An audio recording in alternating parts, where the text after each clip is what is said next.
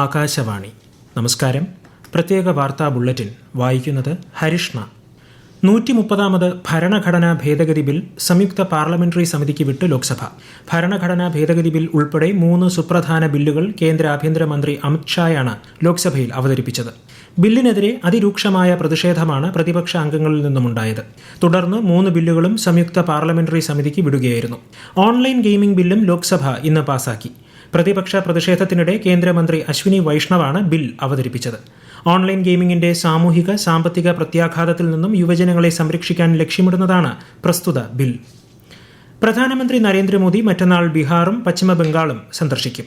ബീഹാറിലെ ഗയയിൽ 13,000 കോടി രൂപയുടെയും കൊൽക്കത്തയിൽ 5,200 കോടിയിലധികം രൂപയുടെയും വികസന പദ്ധതികൾക്ക് അദ്ദേഹം തുടക്കം കുറിക്കും. 17ാമത് ഉപരാഷ്ട്രപതി തിരഞ്ഞെടുപ്പിനായി NDA സ്ഥാനാർത്ഥി CP രാധാകൃഷ്ണൻ ഇന്ന് നാമനിർദ്ദേശ പത്രിക നൽകി. INDIA സ്ഥാനാർത്ഥിയായി സുപ്രീം കോടതി മുൻ ജഡ്ജി B. സുദർശൻ റെഡ്ഡി നാളെ പത്രിക സമർപ്പിക്കും. അടുത്ത മാസം 9-നാണ് തിരഞ്ഞെടുപ്പ്.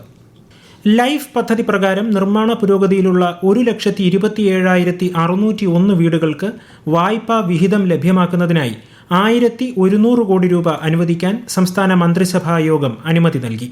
സർക്കാർ, അർദ്ധ സർക്കാർ സ്ഥാപനങ്ങളിലെ പെൻഷൻകാർ ഒഴികെ സംസ്ഥാനത്തെ 60 വയസ്സിന് മുകളിൽ പ്രായമുള്ള അർഹരായ പട്ടികവർഗക്കാർക്ക് 1,000 രൂപ വീതം ഈ വർഷം ഓണ സമ്മാനമായി നൽകാനും മന്ത്രിസഭ തീരുമാനിച്ചു. സെക്രട്ടേറിയറ്റിലും വകുപ്പ് കാര്യാലയങ്ങളിലും കുടിശ്ശികയുള്ള ഫയലുകൾ തീർപ്പാക്കുന്നതിന് ജൂലൈ 1 മുതൽ ഈ മാസം 31 വരെ നടക്കുന്ന ഫയൽ അദാലത്തിന്റെ പുരോഗതിയും ഇന്നു ചേർന്ന മന്ത്രിസഭാ യോഗം വിലയിരുത്തി. നാദാപുരം വിലങ്ങാട് ദുരന്ത ബാധിതർക്ക് വയനാട് ചൂരൽമലയിൽ അനുവദിച്ചതിന് സമാനമായ ഉപജീവന നഷ്ടപരിഹാരം 9 മാസത്തേക്ക് കൂടി നീട്ടി നൽകാൻ റവന്യൂ മന്ത്രി K. രാജൻ വിളിച്ചു ചേർത്ത യോഗത്തിൽ തീരുമാനം. നഷ്ടപരിഹാരം സംബന്ധിച്ച് ലഭ്യമായ പുതിയ പരാതികൾ പരിശോധിച്ച് അർഹരായവർക്ക് കൂടി ഉപജീവന നഷ്ടപരിഹാരം നൽകാൻ ജില്ലാ കളക്ടർക്ക് മന്ത്രി നിർദ്ദേശം നൽകി. വിലങ്ങാട് ദുരന്ത മേഖലയിലെ ബാങ്ക് വായ്പകൾക്കുള്ള മൊറട്ടോറിയം 2026 മാർച്ച് വരെ തുടരും.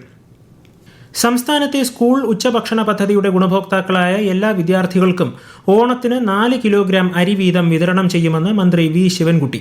പ്രീ പ്രൈമറി മുതൽ 8ാം ക്ലാസ് വരെയുള്ള 25 ലക്ഷത്തോളം കുട്ടികൾക്കാണ് ഇതിന്റെ പ്രയോജനം ലഭിക്കുക.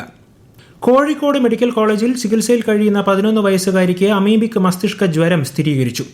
മലപ്പുറം ചേളാരി സ്വദേശിയായ കുട്ടിക്കാണ് രോഗം സ്ഥിരീകരിച്ചത്.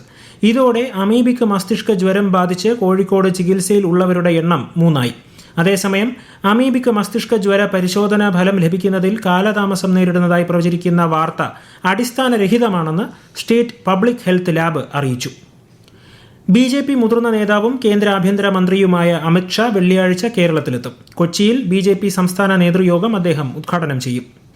പ്രധാനമന്ത്രി നരേന്ദ്രമോദി ആകാശവാണിയിലൂടെ ജനങ്ങളുമായി ആശയങ്ങൾ പങ്കുവയ്ക്കുന്ന പ്രതിമാസ റേഡിയോ പ്രഭാഷണ പരിപാടി മൻ കി ബാത്ത് ഈ മാസം 31-ന്.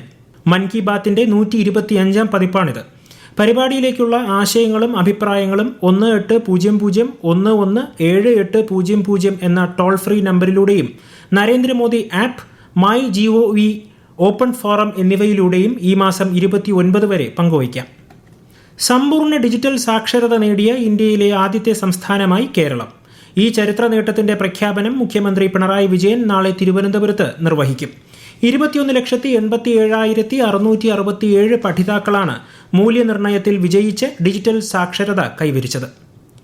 കോഴിക്കോട് സർക്കാർ ലോ കോളേജിലെ 5 വർഷത്തെ ഏകീകൃത LLB കോഴ്സുകളിൽ ട്രാൻസ്ജെൻഡർ വിഭാഗത്തിന് സംവരണം നൽകുന്നത് സംബന്ധിച്ച് ഹൈക്കോടതി സംസ്ഥാന സർക്കാരിന്റെ നിലപാട് ആരാഞ്ഞു.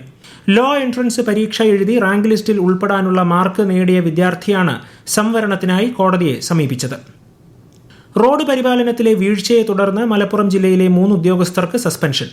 റണ്ണിംഗ് കോൺട്രാക്ട് പദ്ധതി പ്രകാരം പൊതുജനങ്ങളിൽ നിന്നും ലഭിച്ച പരാതികൾ അന്വേഷിച്ച ശേഷമാണ് നടപടിയെന്ന് മന്ത്രി PA മുഹമ്മദ് റിയാസ് അറിയിച്ചു. കേരള മോഡൽ പാലിയേറ്റീവ് കെയർ സംവിധാനം ഹിമാചൽ പ്രദേശിലെ എല്ലാ നിയോജക മണ്ഡലങ്ങളിലും നടപ്പിലാക്കാൻ തീരുമാനം. ഹിമാചൽ പ്രദേശ് ആരോഗ്യമന്ത്രിയുടെ നേതൃത്വത്തിലുള്ള സംഘം കേരളത്തിന്റെ സാന്ത്വന പരിചരണ സംവിധാനം പഠിക്കുന്നതിന് അടുത്തിടെ സംസ്ഥാനത്ത് എത്തിയിരുന്നു. തിരുവനന്തപുരം, എറണാകുളം ജില്ലകൾ സന്ദർശിച്ച് പാലിയേറ്റീവ് കെയർ ടീമിന്റെ പ്രവർത്തനങ്ങൾ സംഘം നേരിട്ട് മനസ്സിലാക്കി. പ്രത്യേക വാർത്താ ബുള്ളറ്റിൻ കഴിഞ്ഞു. അടുത്ത വാർത്താ പ്രക്ഷേപണം നാളെ രാവിലെ 6:45-ന്.